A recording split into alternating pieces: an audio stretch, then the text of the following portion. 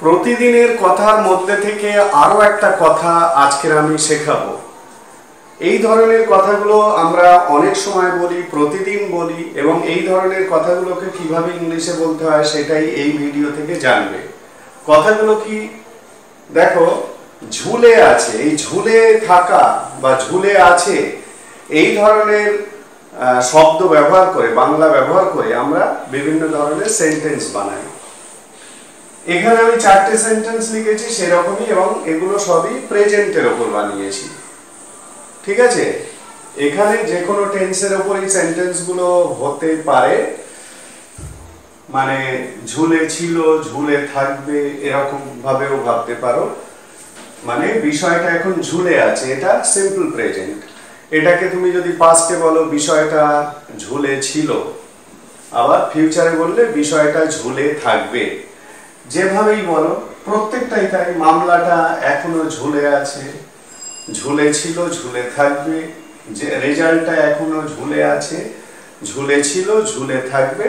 বা লাস্ট যে এক্সাম্পলটা দিয়েছি, পরিস্থিতি এখনো ঝুলে আছে বা ঝুলে ছিল বা ঝুলে থাকবে।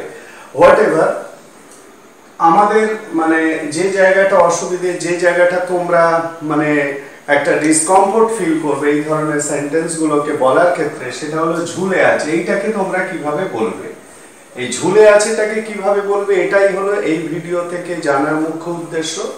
বাকি জিনিসগুলো I think you can do, মানে বাকি জিনিসগুলো তোমরা পারবে।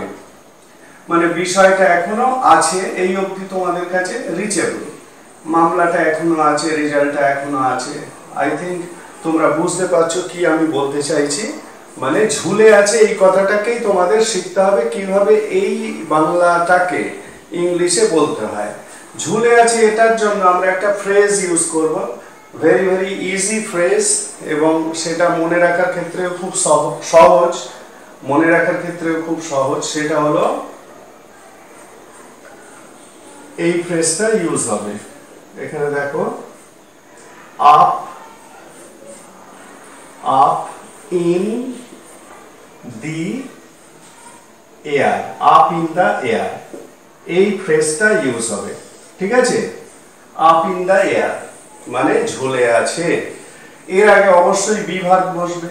সিম্পল প্রেজেন্ট হলে ইজ বা আর পাস্ট হলে ওয়াজ ওয়্যার, আর ফিউচার হলে উইল বি, শ্যাল বি, এরকম হবে। ঠিক আছে, তাহলে এখানে যেটা লেখা আছে বিষয়টা এখনো ঝুলে আছে। এখানে দেখো বিষয়টা দ্য ম্যাটার এখনো স্টিল, হ্যাঁ।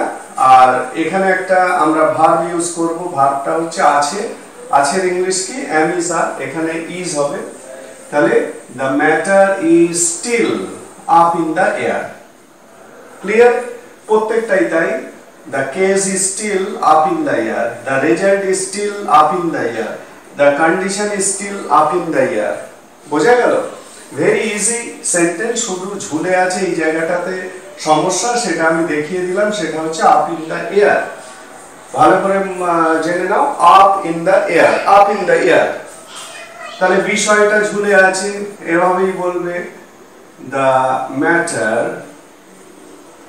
Matter is still. স্টিল মানে যেহেতু এখনো কথাটা ইউজ করা হচ্ছে, the matter is still up in the air, up in the air, the matter is still up in the air.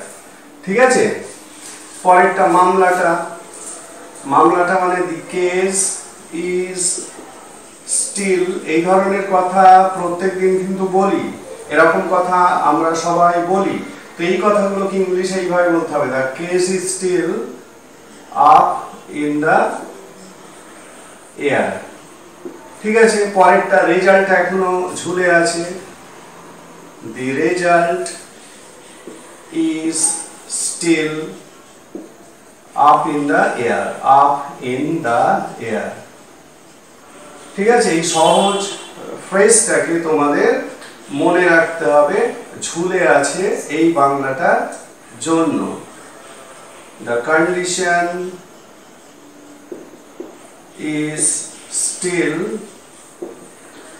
up in the air. ঠিক আছে, the condition is still up in the air. তাহলে up in the air মানে হচ্ছে ঝুলে আছে বা ঝুলে থাকা। তো ঝুলে আছে বা ঝুলে থাকা দিয়ে তোমরা বাংলায় যে ধরনের সেন্টেন্স বানাও না কেন সেটাকে আপ ইন দ্য এয়ার দিয়ে ইংলিশে বলবে।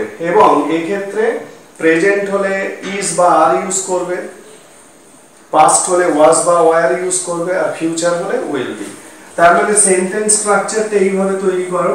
সেন্টেন্স স্ট্রাকচারটা কি রকম হবে? সাবজেক্ট প্লাস, আমি এখানে সরাসরি লিখে দিচ্ছি ইজ আর, এটা একটা, ওয়াজ ওয়ার এটা একটা, আর উইল বি এটা একটা, plus up in the air. ঠিক আছে, এই হলো সেন্টেন্স স্ট্রাকচার। এই স্ট্রাকচার অনুযায়ী ঝুলে থাকা দিয়ে বাংলা সেন্টেন্স গুলোকে ইংলিশে বলতে হয়।